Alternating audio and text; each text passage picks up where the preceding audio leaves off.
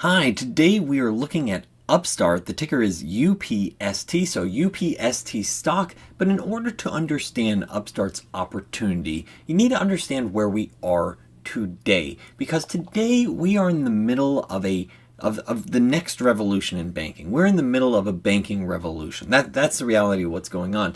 Many of the companies leading this revolution are called fintech players or fintech companies. That stands for financial technology companies.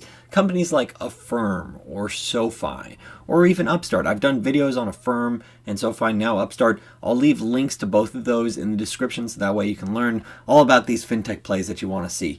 So the main theme is that the way banks have historically done business is outdated. And the way you do business is you collect deposits and you make loans. And so a lot of the revolution side is coming from the making loans part, where credit scores, which is what you typically use to make loans, it's going the way of the dodo. That's going away. All the markings are on the wall. All the writing's on the wall that credit scores, it's an outdated model as they've led to unfair decisions where large portions of the population are poorly served. We have so much more data now than when credit scores first started several decades ago. So can we take machine learning, take all this new amounts of data that's available to banks and fintech players to write better loans? And what do I mean by better loans? I mean fewer delinquencies, so people actually are able to keep paying it. Lower losses on the loans that are delinquent.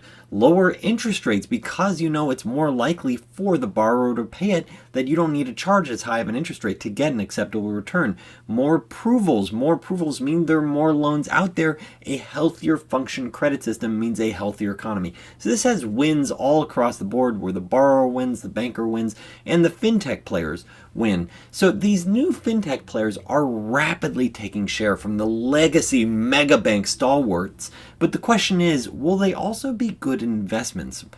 What's their business model? Is it sustainable? For example, in the video that I covered on SoFi, they're looking to effectively become the everything bank for a subset of the population, whereas Upstart is more about enabling this banking revolution by partnering with banks. At least that's what their sort of stated mission is. Which business model will prevail, this everything bank or enable, the armies of banks and enabling them to sort of upstart their own business or improve their business? Will Upstart be a better stock? And so when I'm asking these questions like, who has a better business model? What will be a better stock? If you don't have the time to watch this full video, because I do a deep dive in terms of Upstart, sort of what makes it looks great, but also, sort of the downsides to it and how the business model really hasn't delivered yet. If you don't have time to go through that full detail, my conclusion to say is that Upstart at this point, their business model strikes me as either flawed or it's just too early to say like, hey, this stock is going to do great and this business model is going to work out fine. And I personally think, now that I've done a dive on SoFi and Upstart, that SoFi has a much greater chance at causing that banking revolution, trying to target and having a suite of solutions versus what Upstart's trying to do. I also don't like Upstart's valuation. I'll go into the valuation at the end of this video.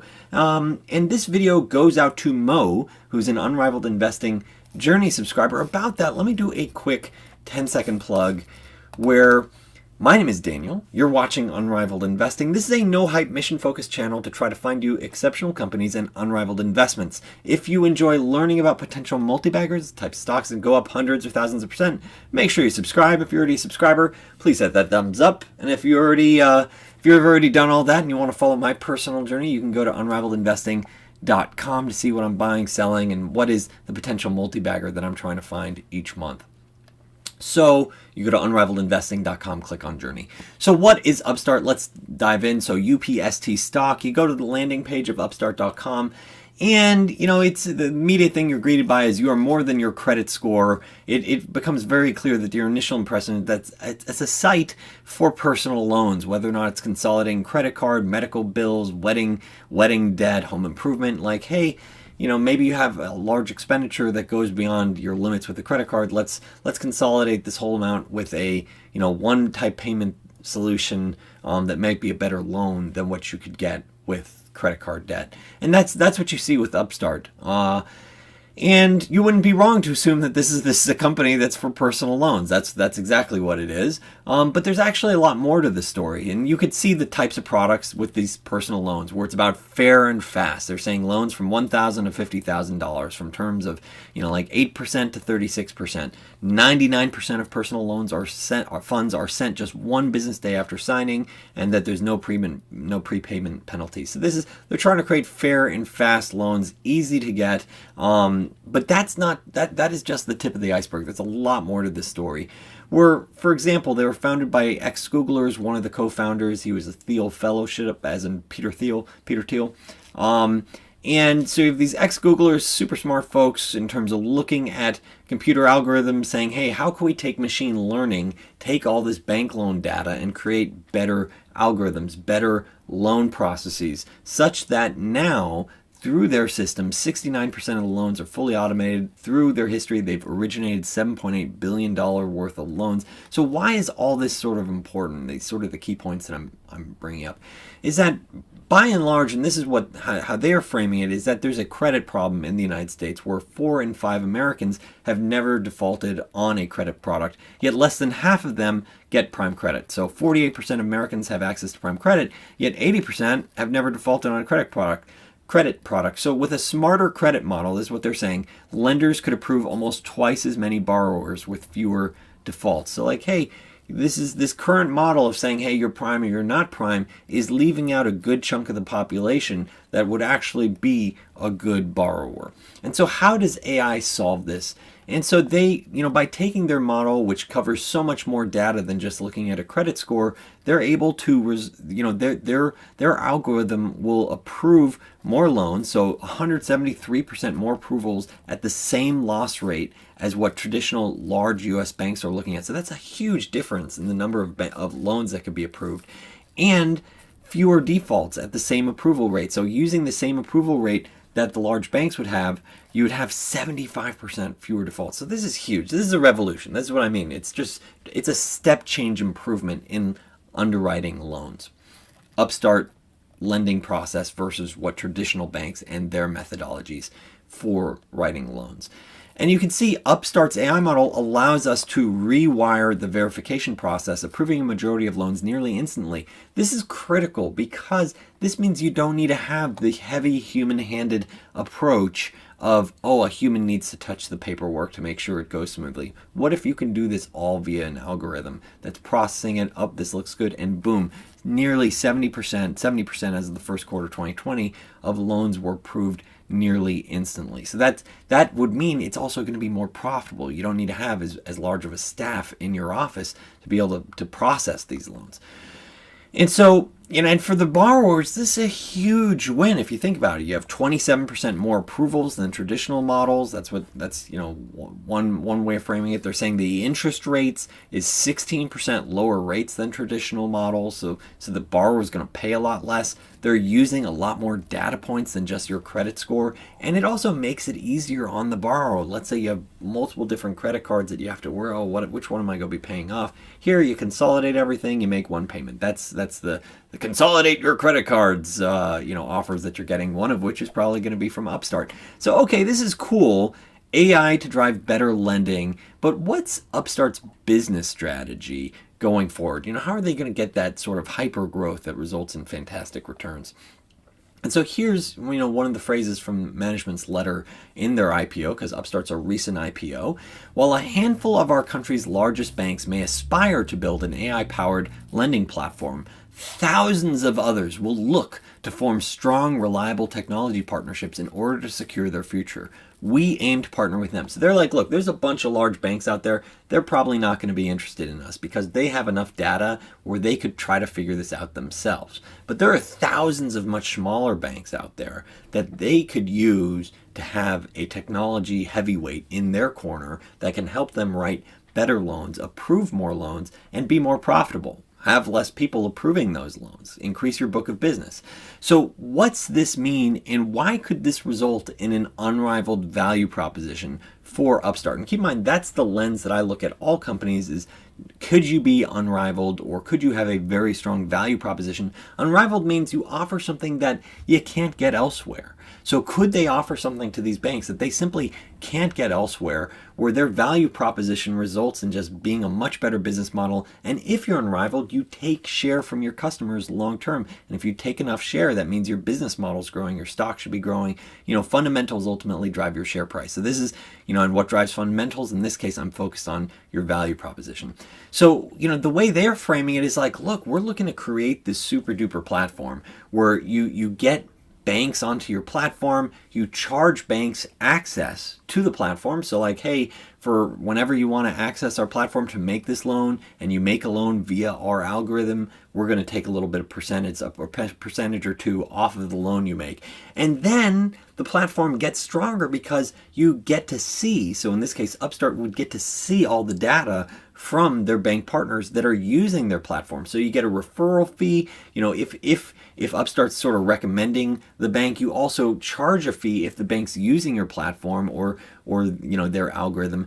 And then you get stronger, you get better, because Upstart sees the data from these banks that are joining, and they're like, oh, let's take your data, let's feed it all into our master algorithm. So none of these banks have all the data together. They only get the results through Upstart's algorithm saying, hey, this is who you should approve, this isn't who you should approve, this is the rate you should charge. This is the secret sauce that they are giving the results. They're not saying what's in the recipe. They're saying this is the meal that you should, the end product that you should deliver for the banks. This is the rate you should charge. This is, giving a ballpark. Yes, you should approve this. Yes, no, you shouldn't. So they take all this data from all these different banks, feed the algorithm, make the super algorithm, because you have better transparency. You have better transparency into all this data across multiple different banks than, let's say, any other algorithm out there. So if someone wanted to compete with you, they wouldn't be able to do it. So that's what would make you unrivaled. Thinking about this value proposition, you have more and more banks go to your platform, the stronger you get. And the stronger you get, the better the algorithm, which results in industry-defining loans. We're able to say, these are the folks that should be approved, these are the rates. And then you ultimately, as you conquer one market after another, you say, hey, we are dominating personal loans. Now we're going to go into these other markets. They recently announced auto loans, for example, but then they could move into home or home equity loans, etc. They can keep going one financial product after another as this model sort of, replicates. And, they're saying, look, from the bank's perspective, it's a huge upside, like where the net promoter score from the bank perspective can be so much smoother, so much of a higher score, because let's say you're getting all these automatic approvals for better loans or for equally good loans, but it's just going through much faster. So people generally like it more. It's their score predictive is their credit score predictions are way more accurate than they were even pre-COVID. And 75% fewer defaults at same approval rate. So it's much more profitable loans than what they're currently doing. So this is sort of the argument for how this could create a huge win-win virtuous cycle where they create this platform that gets incredibly strong over time. And it's a great vision, and it's something very excited to think about in terms of Upstart enabling all these banks. You could say, wow, they're tapping into this huge market, and finance is going to get this huge revolution, and I can understand why this can be so compelling. But then reality starts setting in, and you need to actually peel back the layers. And that's why my videos are so long, is you can't just look at the first level narrative. You actually have to dive in a little bit more if you want to be a fundamental investor. You can always buy the hype and be like, this narrative sounds great. But if you really want to actually understand the story and arguably what's going to drive the stock over a multi-month, multi-year process, I think you need to peel it back a little bit. And that's where these are the unit economics. Now this is how they're framing their current unit economics, where there's effectively 3 different sources of fees: referral fees, platform fees, and servicing fees. Where, if it's a loan that comes from Upstart, so a borrower goes to Upstart, and then Upstart, because Upstart's not a bank, they send the loan, the borrower, to another bank. This is what the economics look like, where they're going to get about a 44% gross margin on it.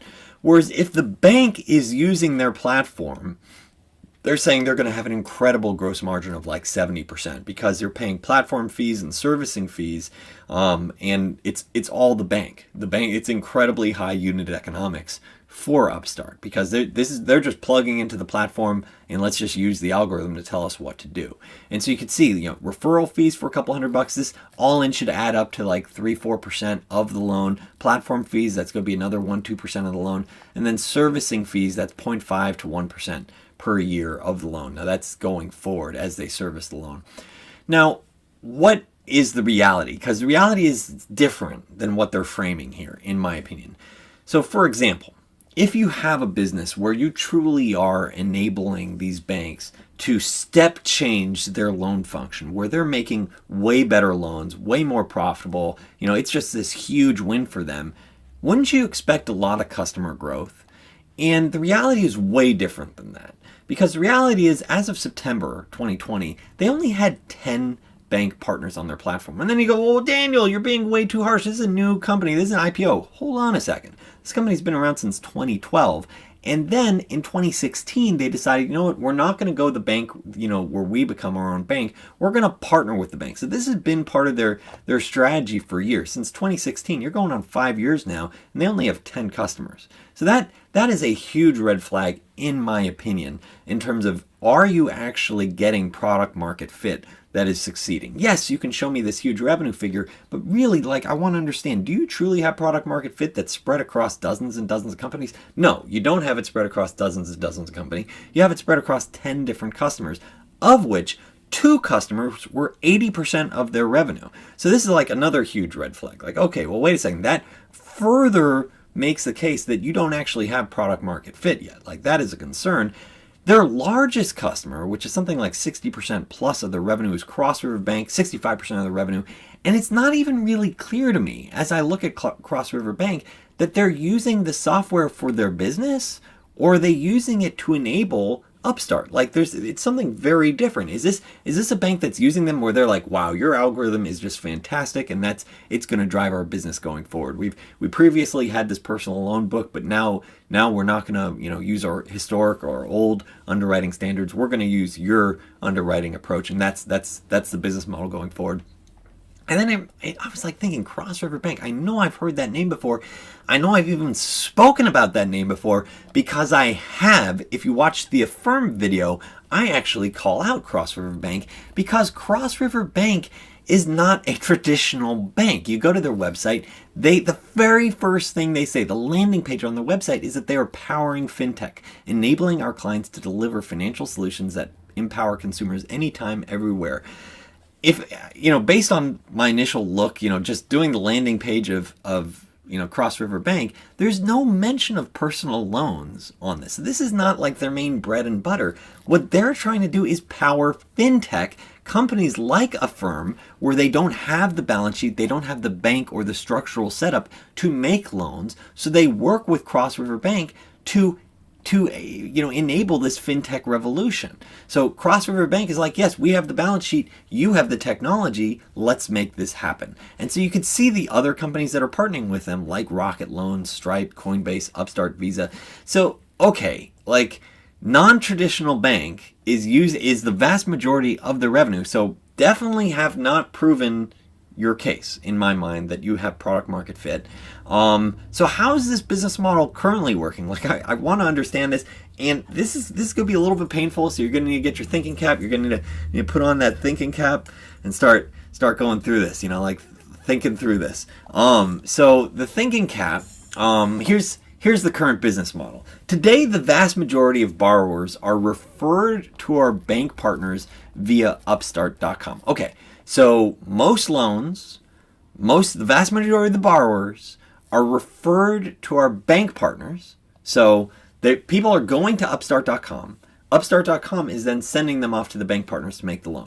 But these banks are also beginning to offer Upstart-powered loans through their own websites. So these banks will say, hey, we'll white label your product. So that way, if borrowers decide to go straight to the bank, you don't need to go through Upstart. So you don't need to have Upstart as the top of funnel. If these banks are succeeding on their own, the banks will be happy to use Upstart software. So that's how it's structured. But the vast majority of existing loans are people going to Upstart.com to get a personal loan, and then Upstart sort of sends them off to one of these banker partners. i.e., what I'm trying to say is this platform where banks come to make more, better, and more profitable loans, it's really not what's driving the business right now. What's really driving the business is people going to Upstart.com and saying, hey, I want a personal loan. And even then, they're not going straight to Upstart.com. They're going somewhere else first, and we'll get into that in a second. But let's dive into this a little bit more. The vast majority of their loans originated by Cross River Bank were then sold back to Upstart, which then resold these same loans to a bunch of institutional investors. Only 22% of the loans funded through their platform were retained by the originating bank. So I'd argue like your product market fit, that's clearly a product market fit, is this 22%. The vast majority of your business is not. Like, now, in which case, like let's think about this for a second. So Cross River Bank is paying Upstart for referrals, for loans, and access to their platform to make these loans, only to resell these loans back to Upstart. So if you're making these loans and you're paying Upstart for effectively the right to make these loans, but then you're like, you know what, I don't want to hold on to these loans, you're going to take them, then really your main business is getting a spread on that loan. Like, so the only reason why Cross River Bank is doing this is to make some spread off of originating these loans that is because consumers went to the Upstart.com. So it's very strange, like this weird setup where, you know, Cross River Bank is this non-traditional bank. It's literally, you go to the landing page, it's like, hey, we're set up to empower fintech, in which case this is not a traditional banking transaction. They're using Upstart's algorithm to originate loans that they're like, push it off to Goldman Sachs. Like Goldman Sachs will buy it, or maybe Morgan Stanley will buy it. And so it's these institutional buyers, and they get a spread off of that will cover, I assume, the cost of accessing Upstart's platform. That's the only way I can understand this transaction. If anyone else has more clear thoughts on this, on how this super convoluted process that represents the vast majority of the revenue works, love to hear your notes, you know, comment in the notes. But so far, the vast majority of their revenue comes from a non-traditional bank that isn't looking to actually keep these loans on their balance sheet, and they're just looking to punt these loans to another institutional investor, which ultimately they're like, hey, we're not even going to be punting them directly. We're giving them back to Upstart, and it's Upstart's job to then go sell those loans. So, Matt, that doesn't strike me as having incredible product market fit, where you're just going to dominate and get dozens and dozens of banks in the future. And this is where I mean at the very beginning of this video, where it's like, yeah, this strikes me as either a flawed business model or they just haven't proven themselves yet. There's more to this story that I don't like. For example, 50% plus of their loan originations were derived from traffic from Credit Karma website. This was from like a one paragraph, relatively small paragraph in the prospectus. So it's not even like most borrowers are going straight to the Upstart website. Most folks are starting with Credit Karma, which actually owns the top of the funnel, and then you go to the Upstart website. And let's go further. Why is this problematic? So here, this is a critical paragraph, and I know there are some people out there that are promoting, yes, Upstart's so awesome, tapping into this huge opportunity. Look at these affiliate relationships they have. Let's actually dig in to understand this a little bit better and what's actually going on.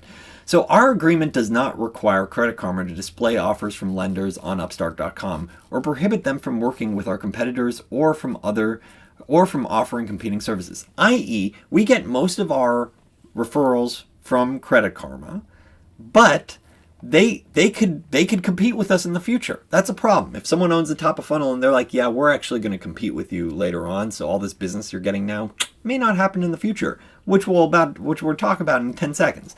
In this regard, Credit Karma recently began directing more customer traffic to a program that hosts and aggregates the credit models of other loan providers directly on its platform for the purpose of giving credit offers, i.e., hey, you know what, that secret recipe of how you come up with your loan?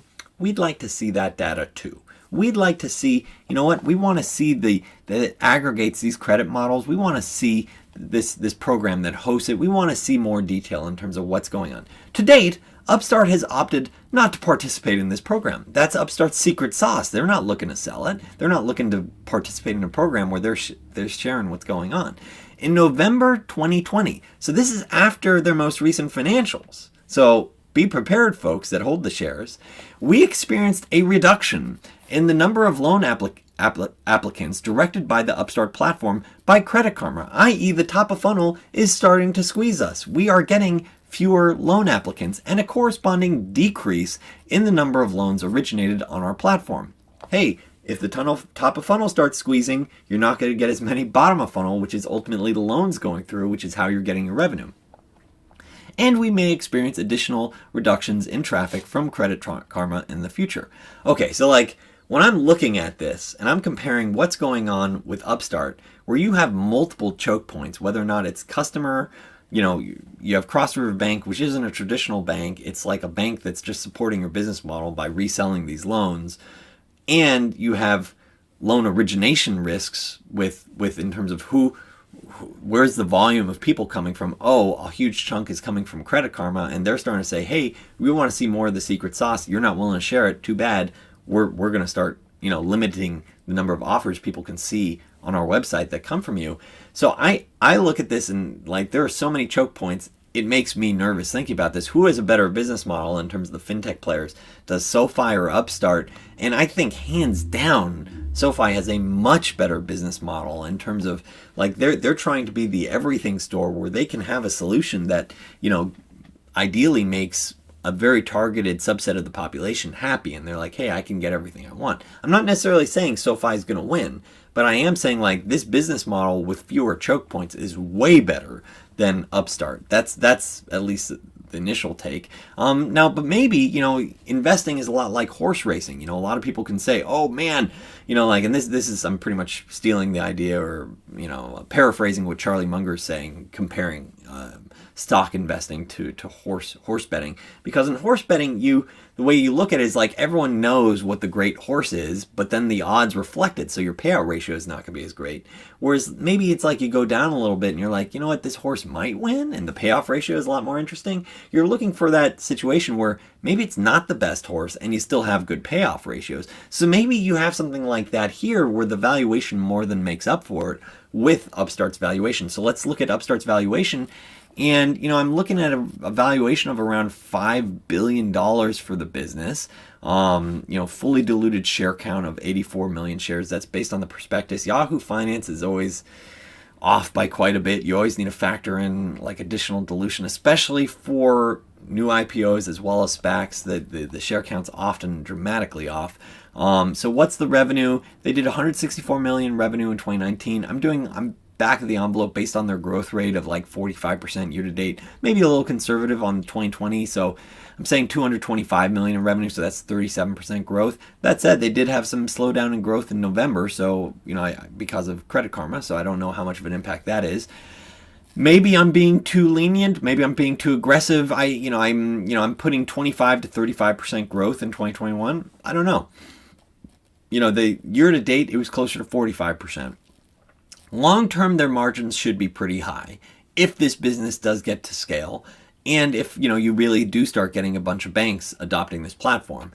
If that's the case, then you could have really high margin, because it's the case they pointed out, like, hey, if you have banks just using this and it's not Upstart then referring them, where Upstart has to effectively acquire the initial borrower interest and then send them along.